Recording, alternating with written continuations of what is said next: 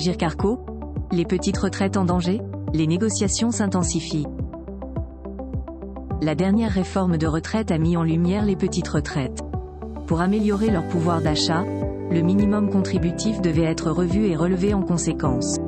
Et ce, pour que les personnes concernées puissent bénéficier d'une pension minimale de 1 200 €. Sauf que pour atteindre cet objectif, l'exécutif fait appel à l'Agirc Arrco. Une demande qui a été rejetée. Justement, le 5 avril, les partenaires sociaux se sont réunis pour une éventuelle négociation sur le sujet. Les retraités aux revenus modestes sont-ils donc en danger? Réponse dans cette vidéo.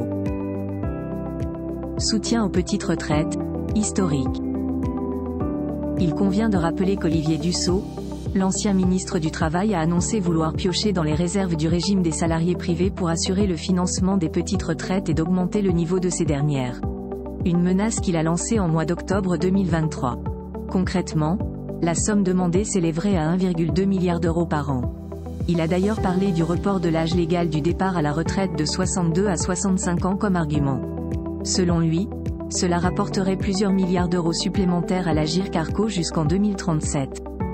Le gouvernement affirme qu'il serait normal si la demande s'adressait à l'Agirc Arrco. Mais, cela n'a pas fait l'unanimité. Effectivement, les partenaires sociaux ont souligné que l'argent revient de droit seulement aux salariés privés. Face à cette réaction, l'exécutif a annulé l'amendement au budget de la Sécu pour cette année sur la ponction du régime. Mais, de son côté, les partenaires sociaux ont promis de trouver des mesures pour venir en aide aux petites retraites. Les petites retraites au cœur des négociations des gestionnaires de l'Agirc Arrco. La rencontre du vendredi dernier se tourne vers les retraités aux revenus modestes.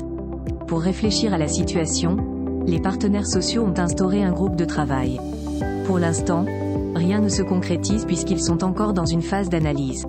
En clair, ils étudient les différentes pistes et les marges de manœuvre à travailler. Le régime Agirc Arrco a déjà souligné les efforts déployés pour faire preuve de solidarité. Ils ont par exemple déjà proposé de majorer la pension pour les enfants pour augmenter les montants de la retraite. Mais, un nouveau problème a fait surface récemment. Le déficit public qui s'est élevé de 5,5 points du PIB.